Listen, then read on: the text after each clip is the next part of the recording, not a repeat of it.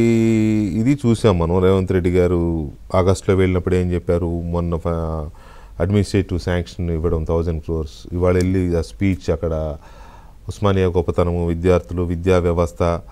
Of course Sridhar Reddy గారు అన్నట్టుగా గత ప్రభుత్వం మీద విమర్శలు ఇవన్నీ చూశారు కదా. సో ఈ పర్యటనని ఎందుకు ఉస్మానియా యూనివర్సిటీకి ముఖ్యమంత్రి వెళ్తే ఇంత చర్చ అని అంటే, తెలంగాణ వచ్చినాక ఫస్ట్ ముఖ్యమంత్రి కాబట్టి అందు గురించి పైగా 1000 కోట్లు విడుదల చేసి మరి వెళుతున్నారు. అది ఇంకా పైసలు ఇవ్వలేదు, అడ్మినిస్ట్రేటివ్ శాంక్షన్ అని శ్రీధర్ రెడ్డి గారు అన్నది టెక్నికల్గా కరెక్టే. కాకపోతే వాళ్ళు ప్రపోజల్స్ పంపించినప్పుడు గవర్నమెంట్ శాంక్షన్స్ ఇస్తూ పోతుంటుంది. ఇట్స్ కామన్ ప్రొసీజర్ కదా. సో దీని మీద మీ వ్యూ ఏంటి? ముఖ్యమంత్రి వికే గారు మీకు, అట్లాగే కొనగల మహేష్ గారికి, రావుల శ్రీధర్ రెడ్డి గారికి, ఏబిఎన్ ప్రేక్షకులందరికీ నమస్కారం అండి. సో నేను ఉస్మానియా ఇంజనీరింగ్ కాలేజ్లో ఇంజనీరింగ్ చదివానండి. అప్పుడు ఎంసెట్లో టాప్ ర్యాంకర్స్ ఉస్మానియా వచ్చి జాయిన్ అయ్యేవారు. No doubt. నేను బయోమెడికల్ ఇంజనీరింగ్ చేశాను. సో అదే క్యాంపస్లో బయోమెడికల్ ఇంజనీరింగ్ కొన్ని ఈవెంట్స్ జరుగుతూ ఉంటే 1-2 సార్లు వెళ్ళాను. సో వెళ్ళినప్పుడు నాకు తెలిసింది ఏంటంటే, ఇప్పుడు టాప్ ర్యాంకర్స్ ప్రైవేట్ కాలేజీలకు వెళ్తున్నారు, సిబిఐటి ఇట్లాంటి వాటికి. First thing. సెకండ్ థింగ్ ఏంటంటే, గత 10 సంవత్సరాలు నిజంగానే నేను తెలంగాణ వచ్చిన తర్వాత మన యూనివర్సిటీస్ ఇంకొంచెం అంటే విద్యలో మనం కాస్త ఇంకా ఎహెడ్ వెళ్ళగలుగుతాం. ఎందుకంటే ఇప్పుడు మన నిధులు మనవి కదా, మన నియామకాలు మనవి, మన నిధులు మనవి అయినప్పుడు ఇంకొంచెం అభివృద్ధి అవుతుంది అనుకున్నాం. కానీ రాష్ట్రంలో మొత్తం యూనివర్సిటీల్లో 3/2 వంతుల teaching, non teaching staff positions, permanent positions vacant ఉంటాయండి. ఇది ఫ్యాక్ట్. అన్ని యూనివర్సిటీస్, ఇంతకుముందు మహేష్ గారు లిస్ట్ చేశారు యూనివర్సిటీస్, 3/2 వంతులు అంటే 66% వేకెన్సీస్ ఉండేది. ఇది ఇప్పుడు విద్య ఎంత బాగా ముందుకెళ్ళిందో మనం దాన్ని బట్టి అర్థం చేసుకోవచ్చు. ఒకటి.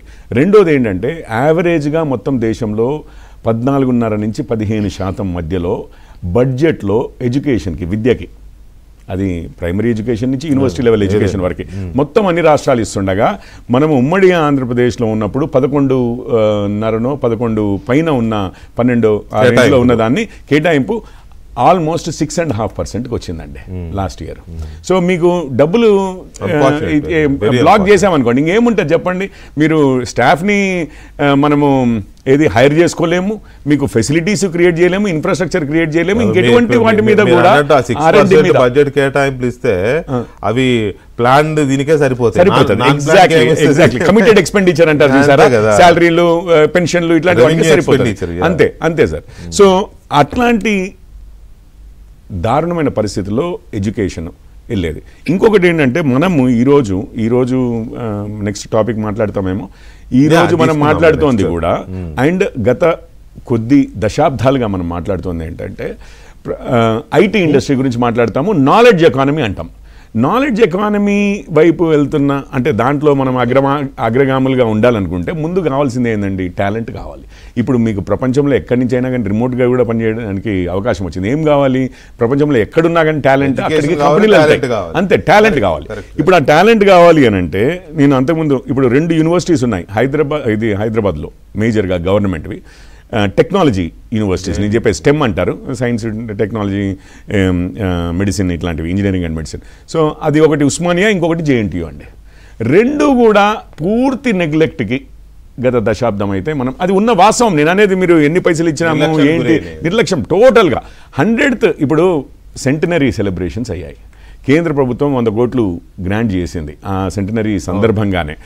అట్లాగే ఒకటి HRD centre, UGC HRD centre అని ఇంకో 7 కోట్లు, దాని తర్వాత ఇంకో 30 కోట్లు హాస్టల్, మెన్స్ అండ్ ఉమెన్ హాస్టల్కి అజయ్ స్కీమ్ కింద ఇట్లా గ్రాంట్ చేసింది over a period of time. కానీ 100 సంవత్సరాల చరిత్ర, రైట్. అండ్ నిజాం గురించి మన కేసీఆర్ గారు ఎగ్జాక్ట్లీ కేసీఆర్ గారు చాలా గొప్పగా చెప్తూ ఉంటారు. ఆయన ఎస్టాబ్లిష్ చేసిందన్న ఆలోచన కన్నా ఏమన్నా చేయవలసి ఉండే. నిజంగానే ఏమి అంటే చాలా బాధ వేసిందండి. నేను ఇప్పుడు as a BJP, as a politician ఇదంతా మాట్లాడట్లేదు, కానీ ఈ ఉన్న వాస్తవం అండి. ఇప్పుడు మేము అప్పుడు ఆ రోజుల్లో మేము చదువుతున్నప్పుడు ప్రైవేట్ కాలేజీల కన్నా టాపర్స్ ఎప్పుడు కూడా ఉస్మానియాలో ఉండేది, ఒక ప్రైడ్ ఉండేది మాకు. ఈ రోజు అసలు టాపర్స్ ప్రైవేట్ కాలేజీలు ముందు ప్రిఫర్ చేస్తున్నారు. ఫీజు ఎక్కువ ఉన్నా ప్రైవేట్ కాలేజీలోకి వెళ్ళి చదువుతామంటున్నారు, ఎందుకంటే అక్కడ ఎడ్యుకేషన్ బాగుంది అని చెప్పి. ఎందుకంటే ఫెసిలిటీస్ లేవు, ఫండింగ్ లేదు, ఇంకా ఉత్సాహం లేదు, అంటే ప్రోత్సాహం లేదు, ఏమీ లేదు.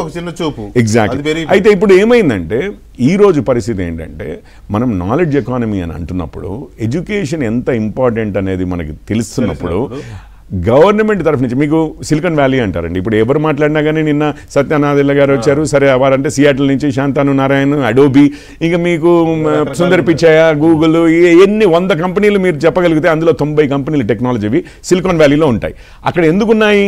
బికాస్ 2 క్యాంపసెస్ ఉన్నాయి, world class campuses, top 10 in the world అన్న టైప్లో వస్తాయి. ఒకటి స్టాన్ఫర్డ్, ఇంకొకటి యూసీ బర్క్లీ, అదే university of California at Berkeley. అవి కాకుండా university of California at San Francisco ఉంది, శాన్ హోజే ఉంది, హేవర్డ్ ఉంది, శాంతాక్రూజ్ ఉంది. అంటే ఆ హబ్లో టాప్ కాలేజెస్ ఉన్నాయి చేయబట్టి అక్కడి నుంచి టాలెంట్ వస్తుంది.